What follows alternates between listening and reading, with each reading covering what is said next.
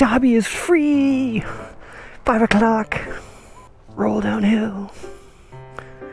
Whee!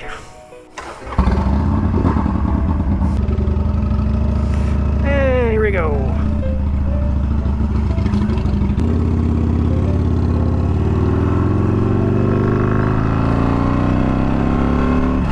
Hello everyone, this is Basil, the Ortho Biker. So I'm running out of ideas.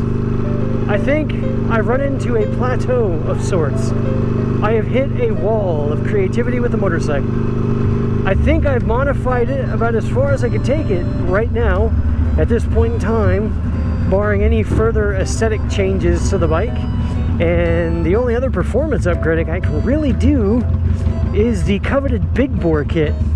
And I'm probably, more than a year away from that, because it's going to take me a while to save up $1,600 for everything that I need to do that upgrade. So what comes next? So I think a good starting point would be to go ahead and cover everything I have put on this bike so far, and then kind of talk about where we go from here.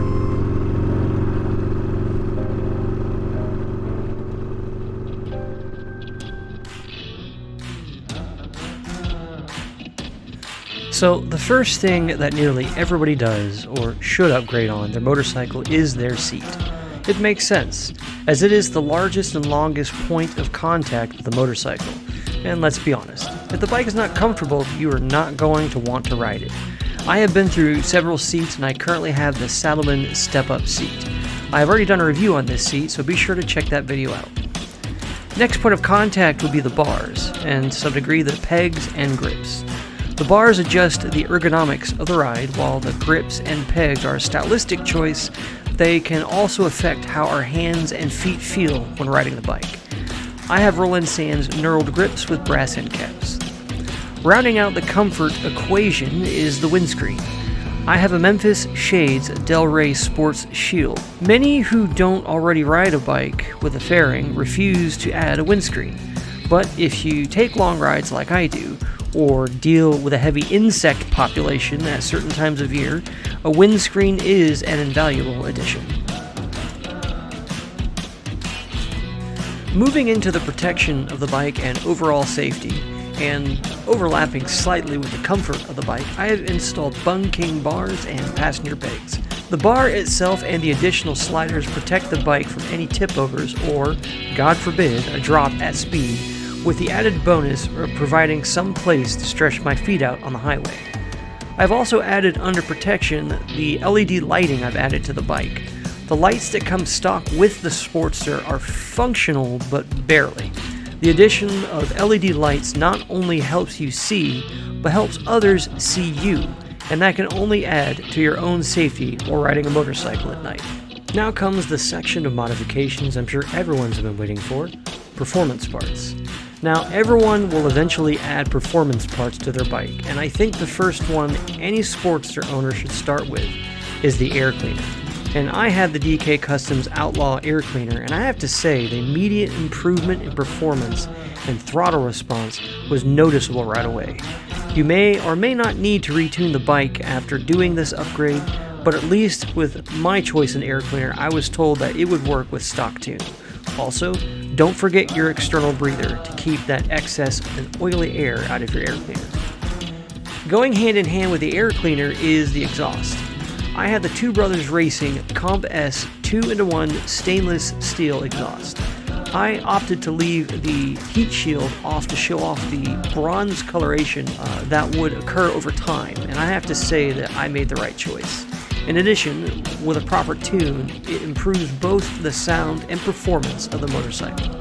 Though if you get an exhaust and air cleaner, you will have to get a Power Vision tuner or some other tuner to retune the bike. Tuning the bike is a simple process, and it is a useful general tool to have to make adjustments to the bike and troubleshooting engine codes and clearing them as well.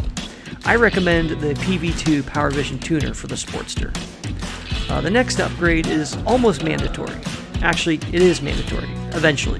Sportsters come with a rivet plate in the middle of the clutch pack that have a habit of, well, exploding.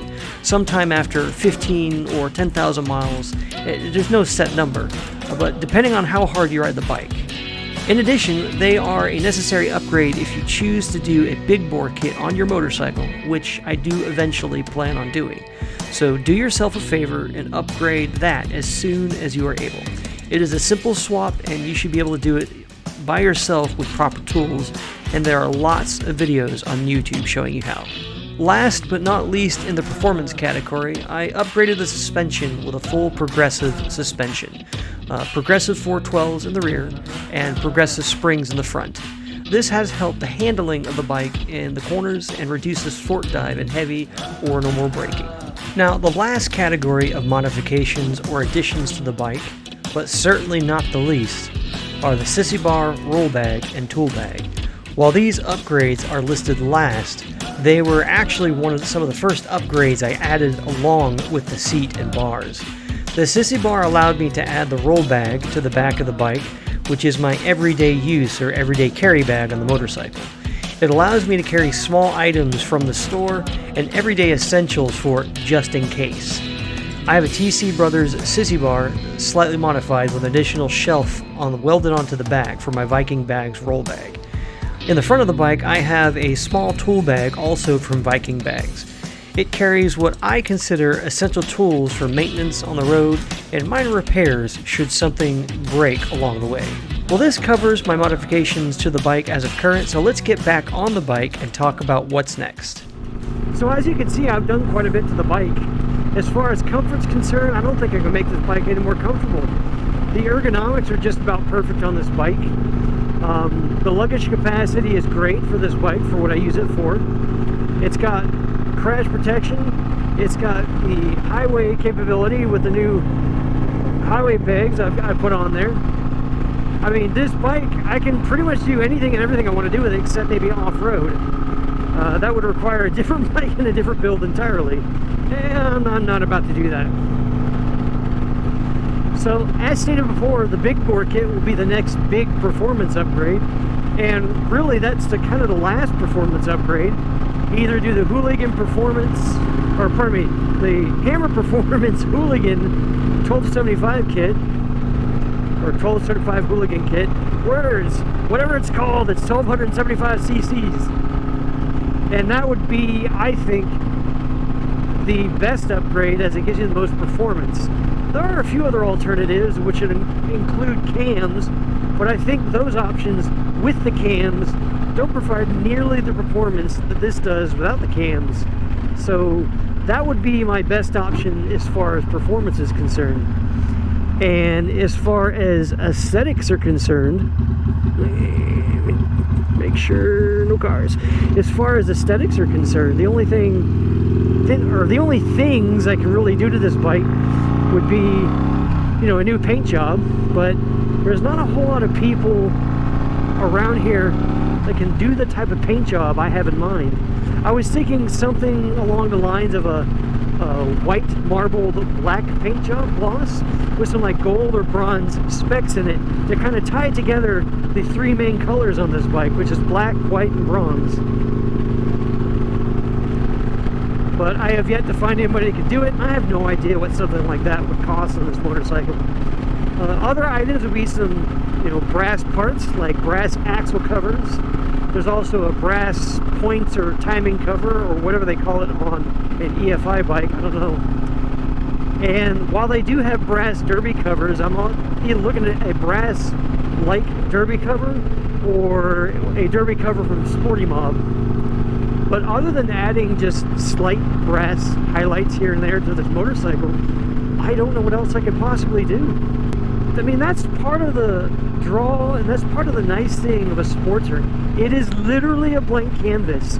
Whatever you want to do with it, whatever you want to turn it into, you can do it. There's no limit besides your imagination with this bike. You can either buy the part, get the parts custom made, or if you have the skill, make it yourself. And I've considered somewhat making some parts myself, but I don't know if I have the full skill set required to do that kind of fabrication. But there's always ways to learn. So what about you, those of you who own a Sportster? If this was your bike, what would you do? How would you modify this bike further than where it is? Or if you have your own Sportster and you've done completely different, tell me about it. Oh, it's always the train tracks, man. What have you done to your bike? I'd love to know. Let us start a discussion about Sportsters, Sportster notifications, and the beauty that this bike is. But I just wanted to make a very short video, just kind of talk about the current state of the motorcycle, where the motorcycle is, and kind of where I would like it to go. Bikes, blues, and barbecues this weekend, so I'm going to run this motorcycle through the wash. I've got some engine black I want to try on the engine. I'm sure Bikes, Blues, and Barbecue will have lots of parts vendors available, and it's going to be a test of will not to spend more money than I should on the motorcycle and motorcycle parts while I'm at Bikes, Blues, and Barbecue. Legend suspension? No, I'm good. I got progressive 412s. I mean, last time I was there, Legend suspension was there. Just about every major vendor I can think of was there. But that's actually where I'm going this weekend, and hopefully I'll get a decent video out of my trip and time in Eureka Springs and Rogers, and we'll see how it goes. But as I just got off work, I'm going to enjoy this post-work pre-dawn ride through the Ozark Mountains.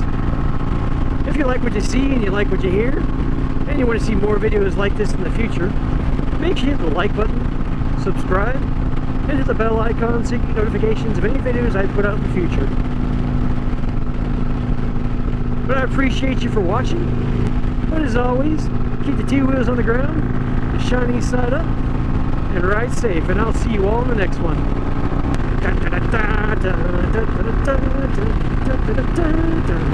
Ooh, cow!